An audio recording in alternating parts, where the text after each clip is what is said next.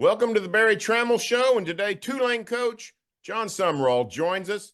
He's got the Greenway playing really well as they come into Norman on Saturday. Jon, welcome to the show, and thanks for joining us. And tell us a little bit about this Tulane team. Willie Fritz has done a great job setting that program up. He goes to Houston, you come in. It appears you guys haven't missed a beat. Thanks for having me, Barry. Yeah, excited to be at Tulane. Tremendous place. The previous staff did a great job, like you mentioned, and we've had a fast start to the year. Game one, put an FCS opponent in Southeastern Louisiana, had a win, and then last week had a hard-fought loss to Kansas State, a really good Kansas State team, and came up close, but didn't quite get the job done. But proud of our guys for their effort, and really this team's very new and unique and different than the last couple of years. We've got 10 guys that started game one who were not on the football team when I got here in December. The world we live in now with transfers and roster turnover, this team's very new and trying to figure itself out a little bit. You know, the Sooners played Houston on Saturday, ironically, Willie Fritz's team. And Yep. The Cougars really extended the Sooners. When you look at this Oklahoma team, what do you see, and where do you see the chances for Tulane to be most successful? Yeah, I think they're playing elite defense. I think the linebackers at Oklahoma are big-time players. I think the interior D-line as a whole, but the interior D-line is much bigger than what we've played.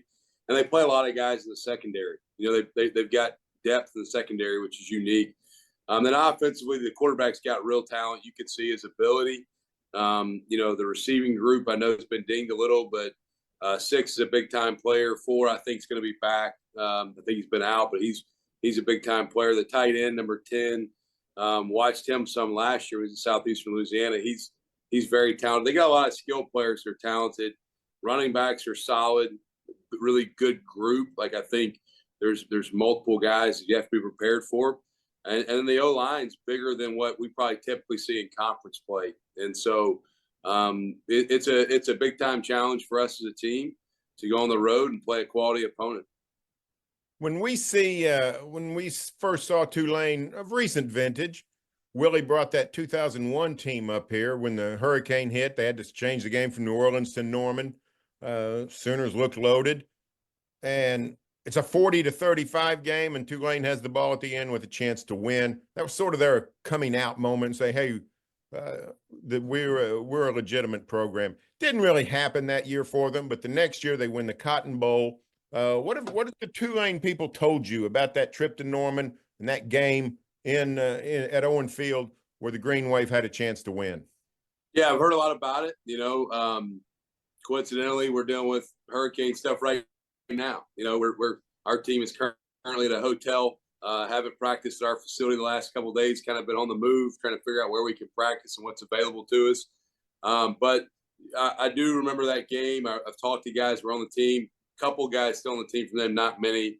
And while that year record-wise maybe didn't turn out the way Tulane wanted it to, that game I think probably gave some of the guys on that team at that time confidence. And for our team, it's such a new group. And we have not been on the road yet, haven't really been tested on the road, and so there's a lot of things there that are uncertain, if you will. Similar to that Tulane team at that time, they were playing a young quarterback named Michael Pratt, who I've gotten to know well since coming to Tulane. We're playing a young quarterback who we think's got a bright future in Darian Mensah. And so there's some similarities, but every game's independent of itself and has no effect on how this game plays out for sure. When college football different than it's ever been with the NIL, the portal, the immediate eligibility rule, all those things. And of course, for decades, we've heard, any changes to college football. We've heard the doomsdayers saying this is the rich are going to get richer. We're going to lose all our parity. The opposite has been true in the last few years. We've seen the group of 5 schools. We've seen the less resource schools rise up and win all kinds of games. We saw it Saturday in South Bend. Northern Illinois knocks off Notre Dame. What are some of the things going on that makes it possible for a Tulane to compete at this level and have a chance to beat Southern Cal, have a chance to beat Oklahoma, have a chance to win those games, and they've won some of them? Yeah, I think you hit on one of them, the player movement piece, the transfer portal, not having to sit out. has really done a couple things. One, some people may say all the best players are going to transfer up. There's maybe some truth to that. That like if a guy has success, he may move up. There's also some really good players that are not playing at maybe some of the traditional power schools, like the Alabamas, the Oklahomas, the LSUs, the Georgias, if you will, and they want to go somewhere where they can play a bigger role.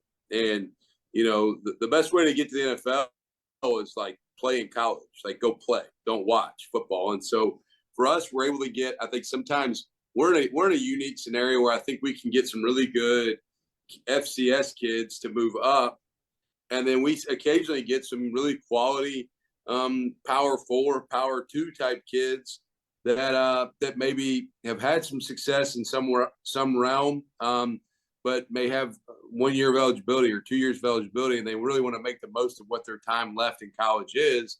And so I think just the player movement makes a lot of it actually creates more parity than I think people predicted. And then the other piece to it is I think a lot of it's how can you get a new group to gel and be cohesive every year. You have program standards that you're building, but within that you have every team is unique and different. You're trying to get that team to come together, and so there's some challenges, but I think you can either adapt or die. I think every time you're going into something new, everybody thinks the sky is falling. Well, you just have to figure out how to embrace the new changes and make them work to your benefit. A little bit about Jon Sumrall. You grew up you went to Kentucky, played at Kentucky, had a career assistant coach. You landed at Troy in 22, do a great job at Troy. It's a really good job in the Sun Belt. You guys won the Sun Belt title, but you made the jump over to Tulane. What did you like about Tulane compared to a Troy that you thought that was a good move for your career? Well, I think resources, as you're evaluating situations and places that could maybe fit for us. I felt like at the time we had gone, I got to Troy, the record had been 5-7, 5-6, 5-7. And we went 23-4 in 2 years and won 2 conference titles. And I didn't really see myself leaving necessarily, but when this opportunity presented itself, and as you go through a process and you're investigating, could it be the right fit or not?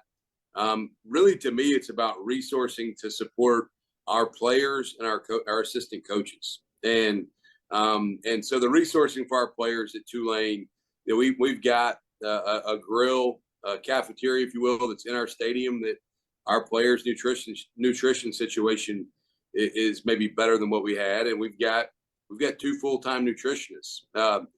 Not a knock on Troy, but at Troy I was the nutritionist, and so a little bit different resourcing, if you will, to provide our players with the support that they need to be developed fully at a high level. You came from Kentucky, worked for Mark Stoops there. Tell us about co-defensive coordinator under Mark Stoops. Tell us a little bit about your association with Mark Stoops. Of course, the Stoops family, pretty thick here in Oklahoma. Yeah, Mark's been tremendous to me. He gave me the opportunity to return to my alma mater. I was coaching at Ole Miss, and was really happy. But when you get a chance to go to maybe where you played, that was a special opportunity, and to work for Mark, who's a defensive-minded head coach. I had predominantly most of my career I'd worked for offensive-minded head coaches. Nothing wrong with that, but for me to become a head coach, I felt like getting to work for Mark was a great situation to kind of learn from a guy that had come through the defensive coaching tree, and Mark has just been so powerful and such a positive impact on my career. Gave me opportunity at Kentucky, which is a special place to me.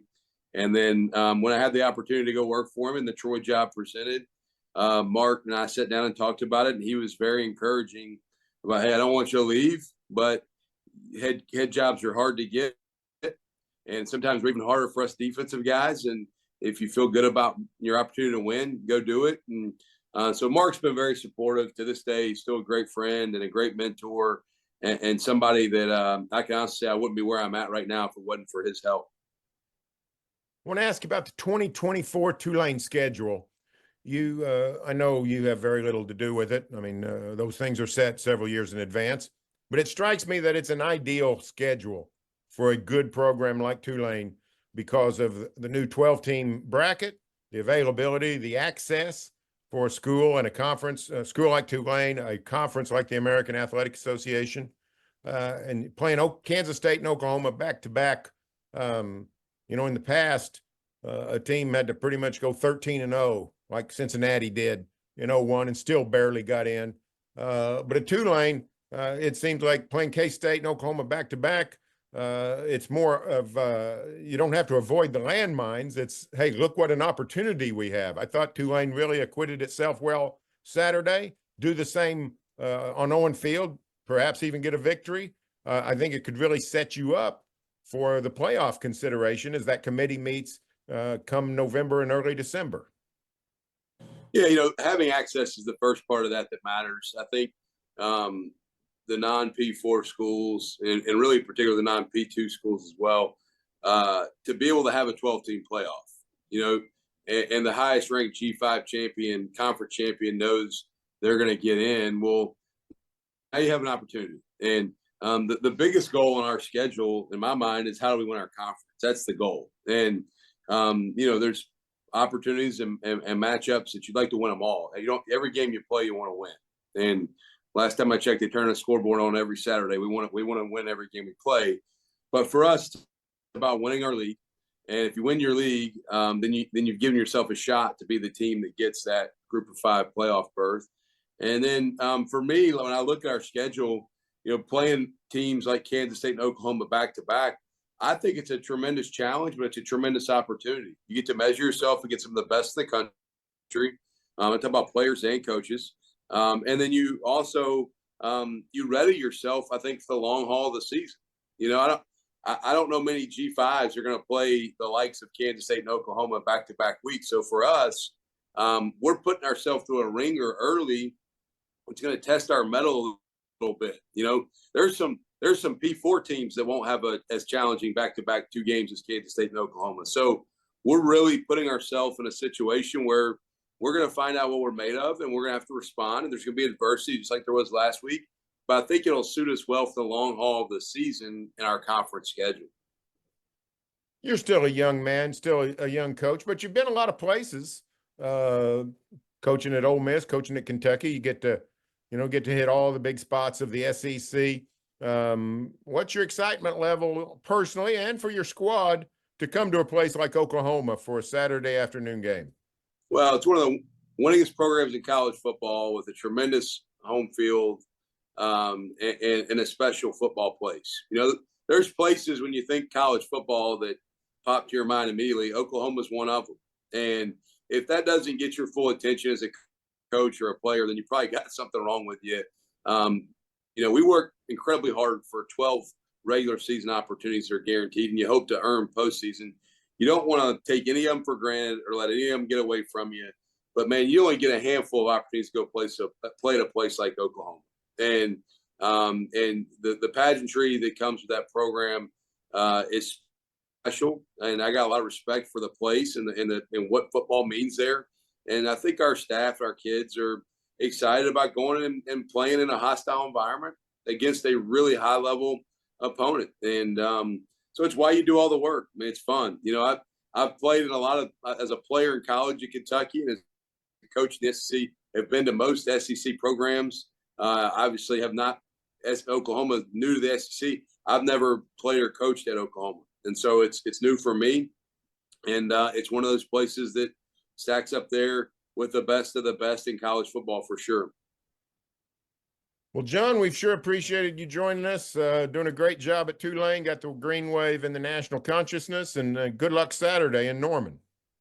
Thank you, Barry. Appreciate you having me. Roll wave. You bet. Thanks a lot. Jon Sumrall, coach of the Tulane Green Wave. Talk to you next week.